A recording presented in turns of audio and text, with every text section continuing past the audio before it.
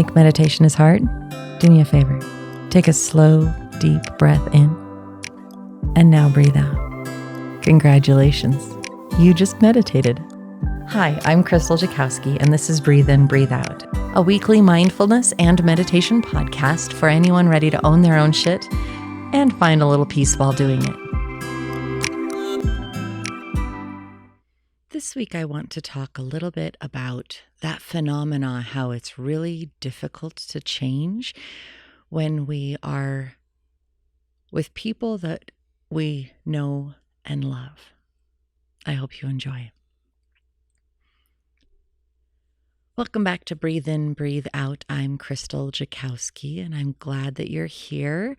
This topic today just kind of came out of nowhere, and yet it really feels like it wants to be brought to light. So we're just going to dive in and chit chat about it for a minute, and I'm sure that there are going to be moments that you just nod your head, yeah, I get that, and I totally agree with that. When you are an addict, doesn't matter what you're addicted to. I'm talking alcohol, drugs, certain habits, control. They often tell you that if you want to break that addiction, maybe you're addicted to codependency, you need to change your friends. It's really hard to be an alcoholic and continue hanging out with friends who go to bars. When you are trying to stop drinking and you don't want to be around that anymore because you recognize the damage that it's doing to you physically, mentally, emotionally, that being around it is just unbelievably difficult. It's so tempting, and it would be so easy to just take another drink because that's the habit. That is what your body and your brain and your emotions expect you to do. That is what you have done with these people forever and ever and ever. Whenever you sit down, it's just natural to order a drink and sit back and relax. And your body knows that you're going to have that additional effect from the alcohol or the smoking or the drugs or the codependency, whatever that is. Your body knows that it's going to have this little bit of release and settling because you are giving it whatever it is that you have conditioned it to believe that it will receive simply based on your normal habits around these people. And the challenge is that when you don't join in those previous habitual behaviors, your body feels like it's missing something, and you might feel a little bit agitated, irritated. You might feel like a little bit more stressed or uncertain about the situation. And other than engaging in that habitual behavior, there is nothing different. And yet your body and your brain, your emotions are all going, wait a minute, something is not quite right. I'm sitting here and I'm going through the motions, but something's not quite right. And it's because you're choosing not to engage in that activity that you normally do with these people. So eventually you may choose to give in. You may choose to, one drink won't be that bad. It's not true. One drink won't be that bad because one drink often becomes two or becomes three. And I'm using alcohol as an example because many people can relate to that challenge. I wasn't an alcoholic. However, I did drink multiple times a week. And I found that I was drinking more and more and more, especially during COVID. So 2 years ago now, I stopped drinking completely and decided that that's not where I wanted to go. And I prior to quitting, I was feeling gassy and bloated and ill. I was having migraines. I often felt like I had an ulcer kind of symptoms. So I wondered if stopping would help me. I wondered if stopping would improve my state of being.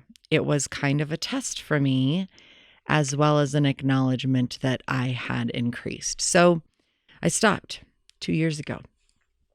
And the first time that we got together with friends, they had their glasses of wine and their bottles of beer and their mixed drinks. And I was just sitting there. So I went and made myself a cocktail. Not a cocktail, a mocktail. I got my little fruit juice and I got my little Sprite and I got my ice and I mixed them all together. And then I went out there and I could feel as though I was joining in on their social aspect of things. And I was tricking my brain into, well, yeah, see, my hand is full just like theirs, and I have that fancy whatever, and it's good. And it took a while. It took quite a while for me to find my state, find where I could stand on my own 2 feet and not be uncomfortable around people because I wasn't drinking with them. Well, they would ask. Everyone would ask. We would go out to dinner and everybody would order a drink and then they'd look at me and I'd say, "I'll just have water, thanks." And people were like, why don't you order a drink? Like, why? I just want water, thanks. I mean, people were asking all the time. And I knew in the beginning that my not drinking was causing them discomfort, that it was making them feel a little self-conscious, and they didn't like that. So they wanted me to imbibe with them. And I didn't. And a few people, I had 4 or 5 people come up to me at different times, different experiences, and they'd ask me, why did I decide to stop? And I said, well, it wasn't serving me anymore. I wasn't feeling good. And now that I've chosen to stop drinking, my migraines have stopped. I'm not near as uncomfortable in my digestive system. I don't have those impressions of like an ulcer or anything. I just feel better. I feel better. The fog has lifted and I'd rather not. And they would say, oh my gosh, I have noticed that I am dealing with brain fog and I'm dealing with that bloaty, miserable, uncomfortable feeling. And I've noticed my headaches are more as well. So maybe I should stop too. So on the one hand, they were uncomfortable. On the other hand, some people were intrigued and semi-inspired by my actions. Now, I want to liken this to something else. I want to liken this to us and our choice to change. Us and our choice to be more aware of our own needs, adding a little bit of self-care, finding spirituality, expanding and growing on a personal level. The people you know, the people that are around you, have gotten used to you being exactly the way you are. If you are codependent, they have been used to you being codependent with them. If you are the person who drops everything, sacrifices your own needs on behalf of everyone around you, they have gotten used to you doing that. If you are the one that takes care of everything, they have gotten used to you doing that. They have gotten used to who you are and how your, for lack of a better word, brokenness fits with their brokenness. And you guys work together and it just fits so right and it feels so good. But then you learn something new. And you recognize that you can make a different choice and that you can change your life, that you can give some boundaries, which means that you give yourself a little extra self-care and that you then feel better and you are not as worn down and pushed down. So you're improving and you're putting boundaries up and people look at you and they're like, well, that's not the girl I know. That's not the person that I know, because the person that I know would have dropped everything to take care of my problem. The person that I know would have dropped everything to listen to me complain, and not only that, jump right in and complain with me because this sucks. The people that you have surrounded yourself with love you for who they have gotten to know you as. And the idea of you choosing to change, the idea of you choosing to shift is scary. It makes them uncomfortable because you're not fitting so perfectly into their little cracks anymore. You're not doing the same behaviors that they have come to expect from you. So this person that they absolutely loved and thought was fantastic has now changed, has now shifted. And it's hard to accept this new person because that new person is not who they fell in love with in the first place. And on the one hand, maybe they're angry and they need to go through grief and they need to deny that your shift is happening and go through the anger and the bargaining and all of that cycle, the depression, getting to the acceptance. On the other hand, they could just be unwilling to accept it and break off because it's just too uncomfortable to have your new state of being in their face. Now, there were some people who said, Krystal, why did you stop drinking and what's going on? And I was able to explain that to them. And they were like, yeah, they were inspired by my shift. And there will be some people who are inspired by your shift. There will be some people who say, yeah, man, I really need to learn how to put up some boundaries of my own. I really need to learn how to add some self-care. I need to learn how to stop putting everyone else ahead of me and start allowing myself to be important as well. You will have people who are inspired.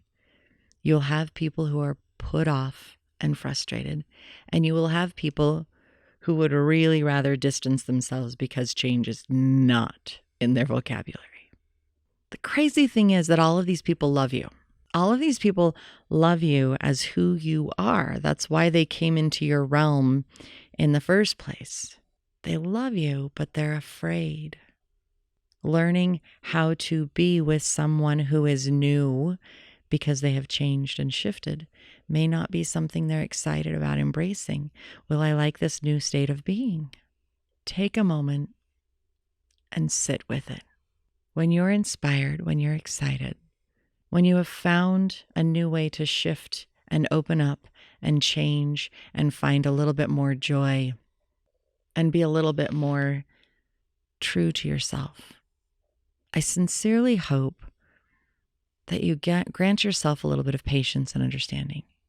I hope that you grant those other friends and acquaintances, the family members, a little bit of that understanding too, acknowledging that you're shifting and that you're changing and that the person that they love is a little bit different, and it might take them a minute to adjust and embrace and accept.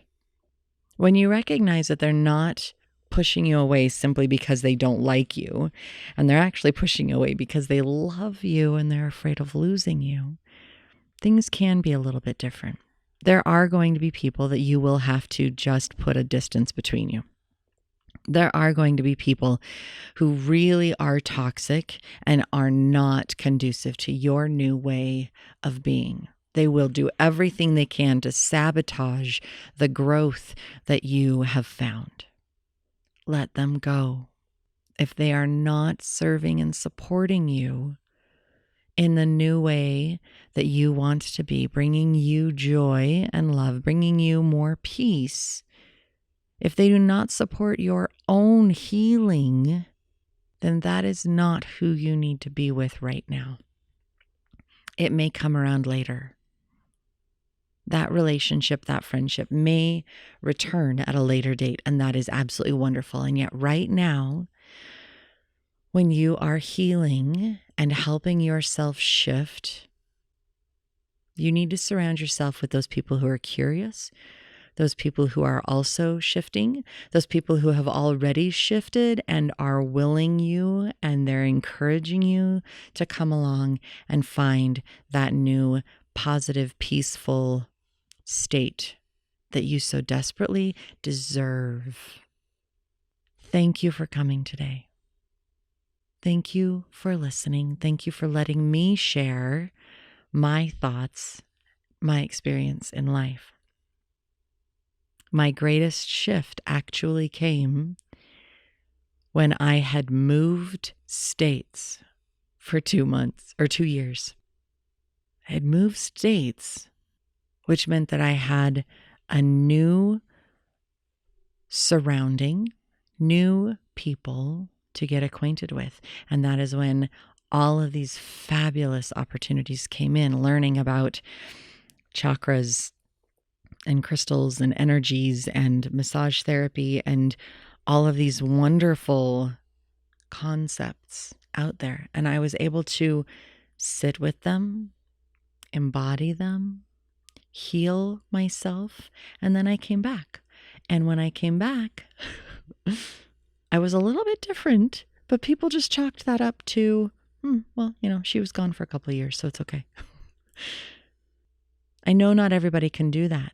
I know not everybody can move away, and I didn't move away because I wanted to and because I expected the shift. I moved for other reasons, but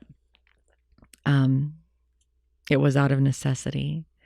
And I was so happy to come back home to Colorado, to be able to be with my family, my friend family that I choose, and also to be in this new state of energetic love and acceptance, knowledge, and healing. Give yourself time. Give yourself space. Give yourself extra love, extra self-care, extra support so that you can continue to shift and find that state of being that brings you the most amount of peace and joy. Thanks for coming again. And until next week, we'll see you here again on Breathe In, Breathe Out.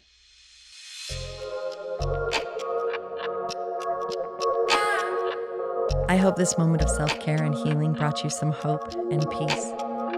I'm Krystal Jakosky on Instagram, Facebook, and YouTube, and I hope you check us out and follow along for more content coming soon.